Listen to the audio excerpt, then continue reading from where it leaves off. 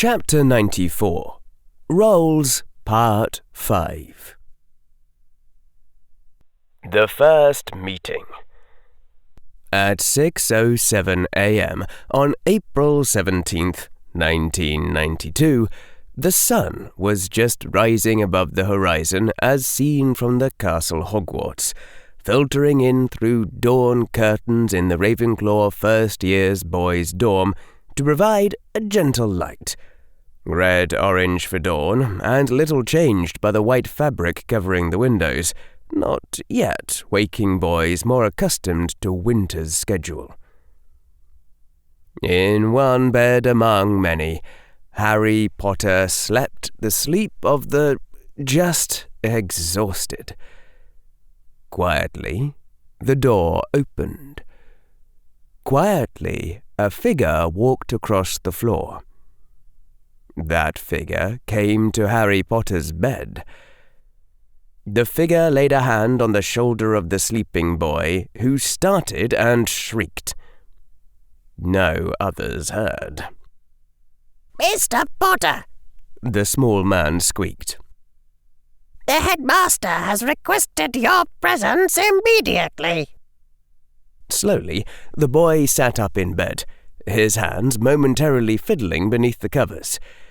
He'd expected to feel much worse waking up this morning. It felt wrong that his brain functioned now, that his thoughts still moved, that he wasn't incapacitated with weeping for at least a week. The boy knew that it wouldn't have been an adaptive response for brains to evolve to do that. His dark side certainly would not do that. Even so, it still felt wrong to be alive and lucid this morning. But his resolution to revive Hermione Granger felt sufficient, like he was already doing the right thing, bent on the right path, and she would be brought back, and that was all there was to it. Grief would have been giving up. There was nothing left to decide. No ambiguity, no conflict to tear at him, and no need to remember what he had seen. "I'll get dressed," Harry said.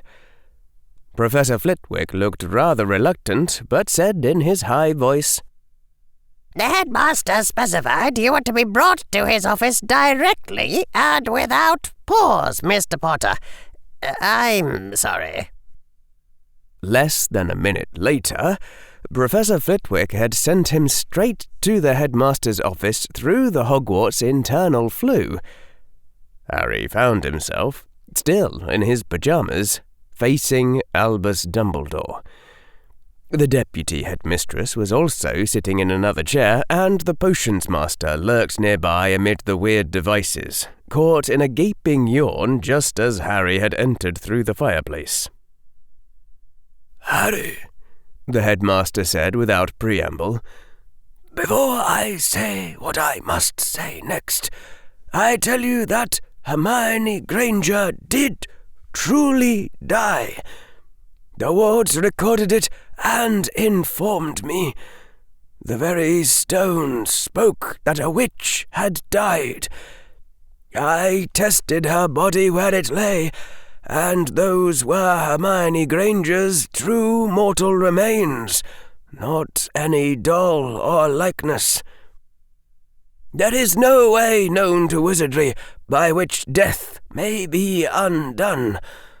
All this being said, Hermione Granger's remains are now missing from the storeroom where they were placed, and where you guarded them.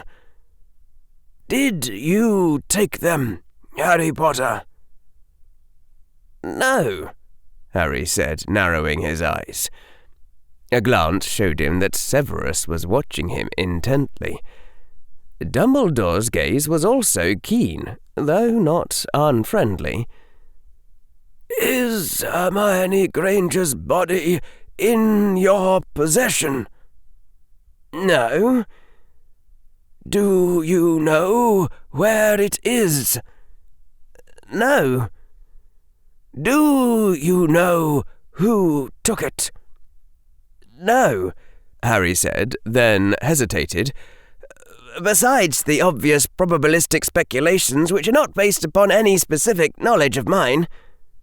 The old wizard nodded. Do you know why it was taken? No, besides the obvious speculations, etc. What would those be?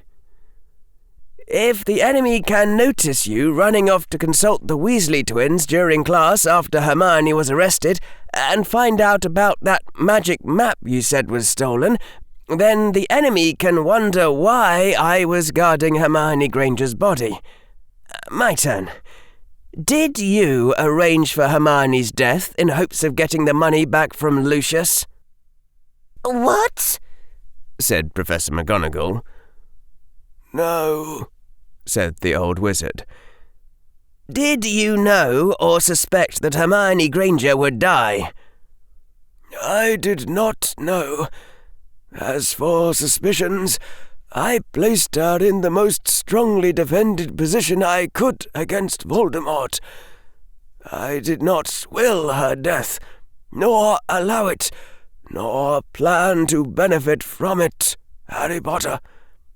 Now, show me your pouch. It's in my trunk, Harry began. Severus, said the old wizard, and the potions master moved forward. Check his trunk as well, every compartment. My trunk has wards. Severus Snape grinned mirthlessly and strode into the green flame. Dumbledore took out his long, dark grey wand and began to wave it close around Harry's hair, looking like a muggle using a metal detector. Before he had reached as far as Harry's neck, Dumbledore stopped. The gem upon your ring, Dumbledore said. It is no longer a clear diamond. It is brown, the colour of Hermione Granger's eyes, and the colour of her hair. A sudden tension filled the room. That's my father's rock, Harry said. Transfigured the same as before. I just did it to remember Hermione. I must be sure. Take off that ring, Harry, and place it upon my desk. Slowly, Harry did so, removing the gem and setting the ring off to the other side of the desk. Dumbledore pointed his wand at the gem and... A large, undistinguished grey rock jumped into the air from the force of its sudden expansion, hit some invisible barrier in the air above, and then fell down with a loud crack upon the headmaster's desk. There's another half-hour of work for me transfiguring it again, Harry said evenly. Dumbledore resumed his examination.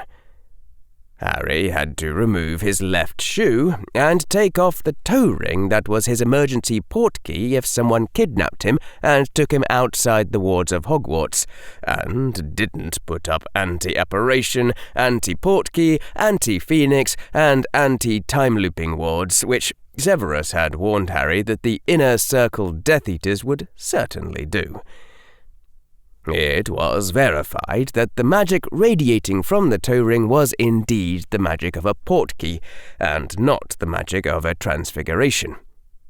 The rest of Harry was deemed clear. Not long after, the potions master returned, bearing Harry's pouch and several other magical things which had been in Harry's trunk, which the headmaster also examined one by one, even to all the items remaining within the healer's kit. Can I go now? Harry said when it was all done, putting as much cold as he could into his voice. He took up his pouch and began the process of feeding the grey rock into it. The empty ring went back on his finger. The old wizard breathed out, slipping his wand back into his sleeve.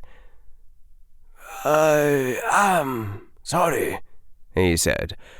"I had to know. Harry, the Dark Lord has taken Hermione Granger's remains, it seems.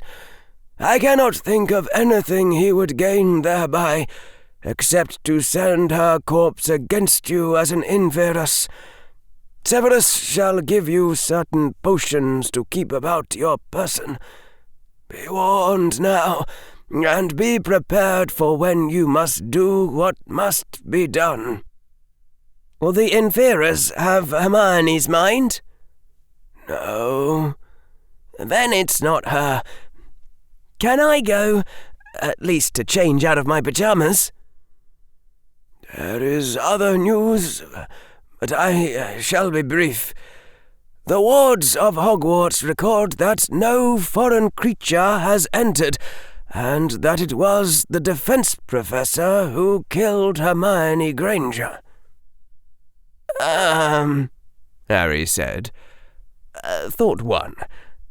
"But I saw the troll kill Hermione." Thought 2. "Professor Quirrell memory charmed me and set up the scene that Dumbledore saw when he arrived." Thought 3.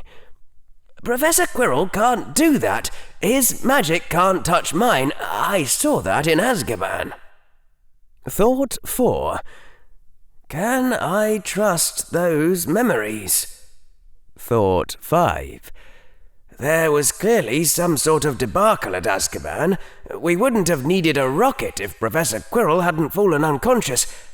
And why'd he been unconscious if not—" Thought 6. "Did I ever actually go to Azkaban at all?" Thought 7. "I clearly practiced controlling Dementors at some point before I scared that Dementor in the Wizengamot.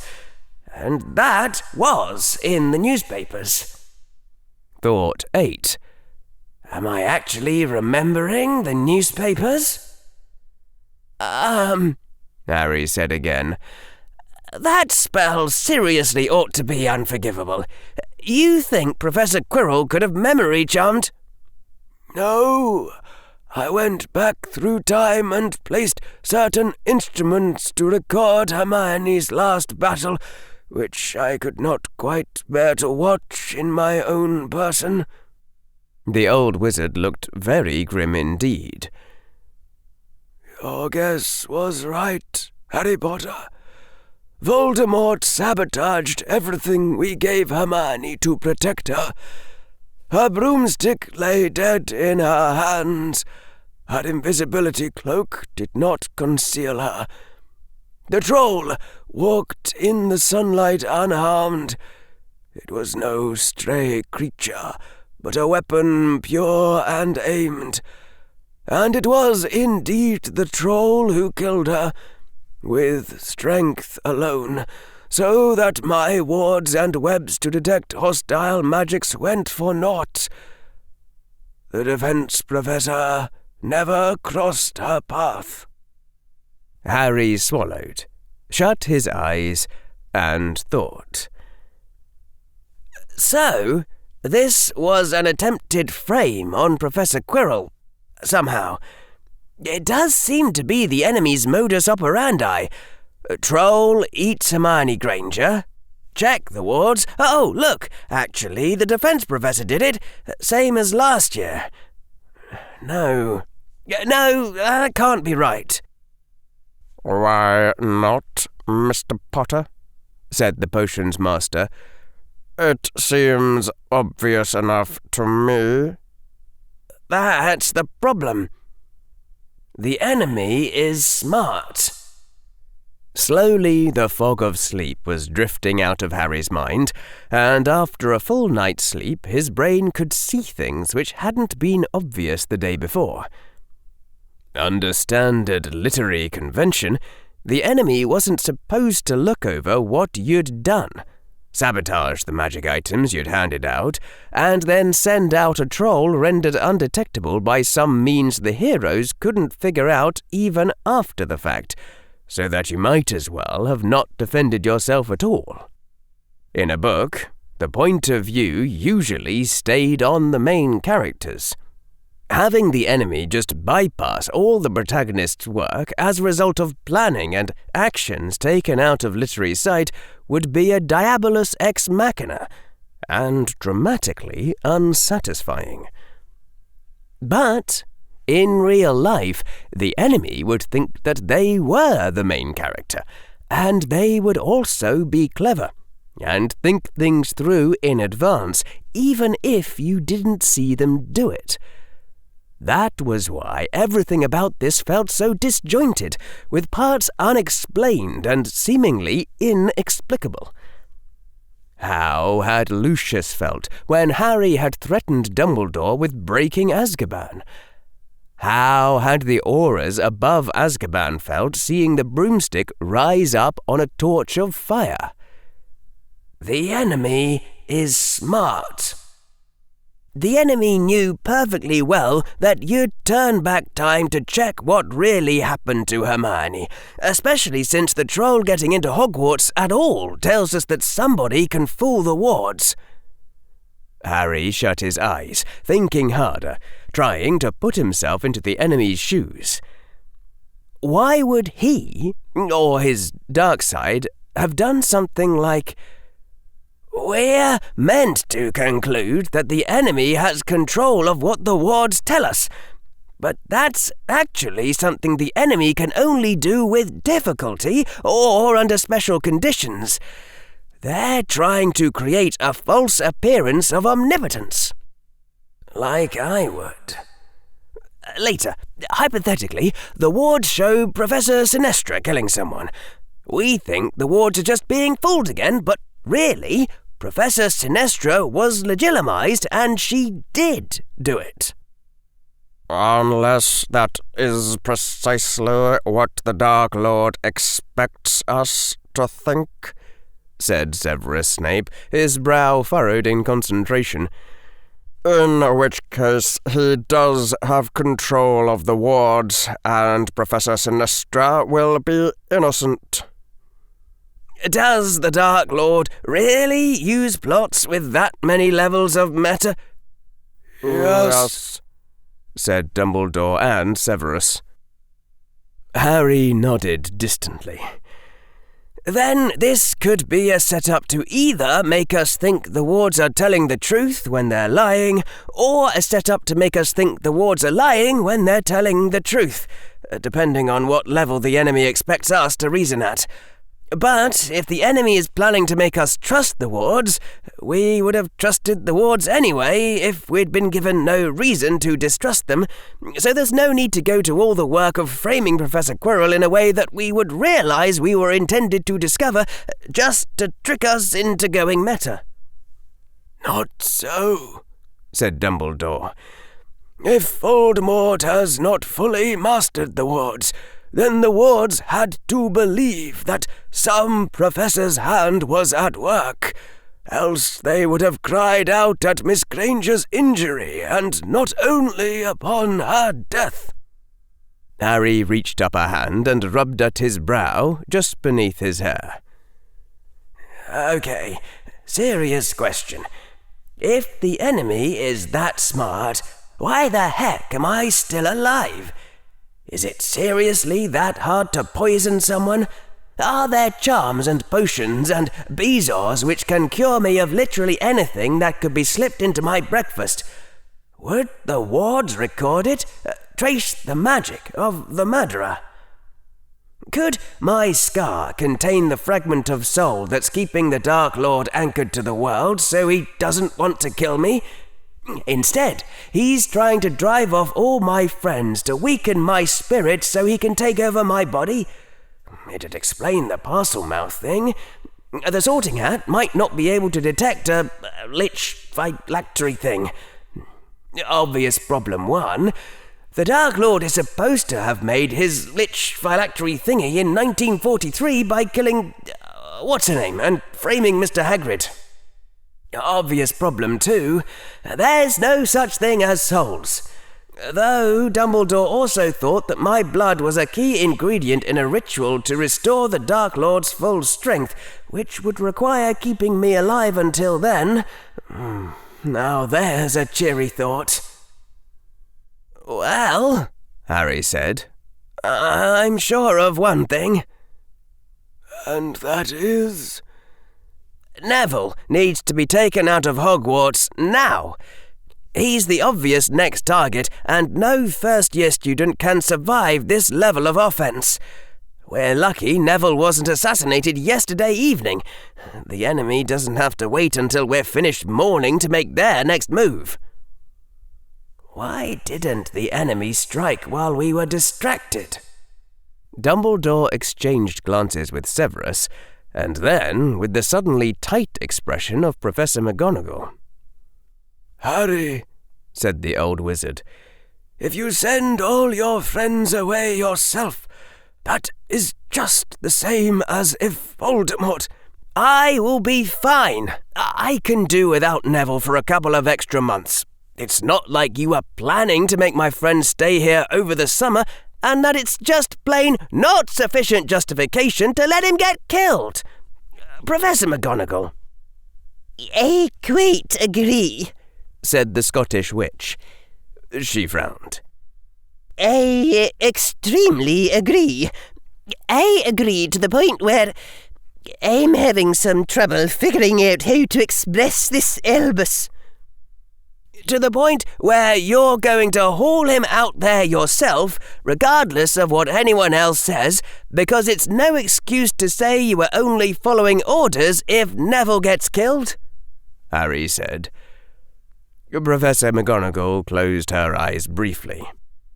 Yes, but surely there ought to be some way to be responsible without threats of unilateral action. The headmaster sighed. No need. Go, Minerva. Right, the potions master said, just as Professor McGonagall, moving rather swiftly, was taking a pinch of green dust from the flue vase. We should not call attention to the boy, as the headmaster called attention to the Weasley twins. It would be wiser, I think, if Mr. Longbottom's grandmother took him from Hogwarts. Let him stay in his common room for now. The Dark Lord does not seem able to act so openly. There was another long exchange of glances among the four, and finally Harry nodded, followed by Professor McGonagall. In that case, said Harry, I'm sure of one other thing. And that is, said Dumbledore. I very much need to visit the washroom, and I would also like to change out of these pyjamas. By the way, Harry said, as he and the headmaster emerged from Floo into the empty office of the Ravenclaw head of house. One last quick question I wanted to ask just you. That sword the Weasley twins pulled out of the Sorting Hat, that was the sword of Gryffindor, wasn't it? The old wizard turned, face neutral. What makes you think that, Harry? The Sorting Hat yelled, "Gryffindor!" just before handing it out. The sword had a ruby pommel and gold letters on the blade, and the Latin script said nothing better.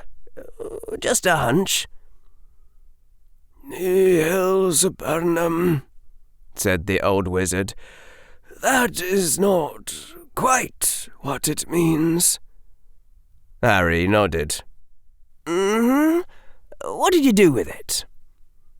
I retrieved it from where it fell and placed it in a secure place, the old wizard said. He gave Harry a stern look. I hope you're not greedy for it yourself, young Ravenclaw. Not at all. Just wanted to make sure you're not keeping it permanently from its rightful wielders.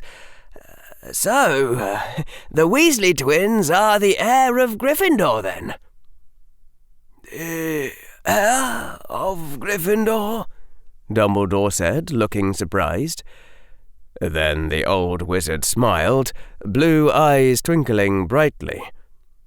Ah, Harry, Salazar Slytherin may have built a chamber of secrets into Hogwarts, but Godric Gryffindor was not much given to such extravagances. We have seen only that Godric left his sword to the defense of Hogwarts, if a worthy student ever faced a foe they could not defeat alone. That's not the same thing as saying no. Don't think I didn't notice that you didn't actually say no. I did not live in those years, Harry. I do not know all that Godric Gryffindor may, or may not, have done. Do you, in fact, assign greater than 50% subjective probability that there is something like an heir of Gryffindor, and one or both Weasley twins are it? Yes or no? Evasion means yes. You're not going to succeed in distracting me, no matter how much I have to go to the bathroom. The old wizard sighed. Yes, Fred and George Weasley are the heir of Gryffindor. I beg you not to speak of it to them. Not yet. Harry nodded and turned to go. I'm surprised, Harry said. I read a little about Godric Gryffindor's historical life. The Weasley twins are... well, they're awesome in various ways, but they don't seem much like the Godric in the history books. Only a man exceedingly proud and vain, Dumbledore said quietly as he turned back to the flue, roaring up again with green flames, would believe that his heir should be like himself, rather than like who he wished that he could be. The headmaster stepped into the green fire and was gone. The second meeting in a small cubby off the Hufflepuff common room. Neville Longbottom's face was drawn up in anguish as he spoke with no one to hear, to the empty air. Seriously, the empty air said back to him, I'm wearing an invisibility cloak with extra anti-detection charms just to walk through the hallways because I don't want to be killed. My parents would have me out of Hogwarts in an instant if the headmaster allowed it. Neville, you're getting the heck out of Hogwarts is common sense. It has nothing to do with... betrayed you, General, Neville said, his voice around as hollow as any normal 11-year-old boy could reasonably manage. I didn't even do it the chaotic way. I conformed to authority and tried to make you conform to authority too. What's that you always say about how, in the Chaos Legion, a soldier who can obey orders is useless? Neville, the empty air said firmly. The pressure of two hands beneath thin cloth came firmly to bear on Neville's shoulders, and the voice moved closer to him. You weren't blindly obeying authority. You were trying to protect me. It's true that in this chaotic world, soldiers who can only follow rules and regulations are worthless. However, soldiers who follow rules for the sake of protecting their friends are... slightly better than worthless, Neville said bitterly. Significantly better than worthless. Neville, you made an error of judgment. It cost me around 6 seconds. Now, it could be that Hermione's injuries were just barely fatal, but even then, I don't think 6 seconds was actually enough time for the troll to take an extra bite of Hermione. In the counterfactual world where you didn't step in front of me, Hermione still died. Now, I could stand here listing out the first dozen ways that Hermione could be alive if I hadn't been stupid. You ran right after her. I'm the one who tried to stop you. It's my fault if it's anyone's, Neville said bitterly. The empty air went silent at this for a while. Wow, the empty air finally said. Wow, that puts a pretty different perspective on things, I have to say. I'm going to remember this the next time I feel an impulse to blame myself for something. Neville, the term in the literature for this is egocentric bias.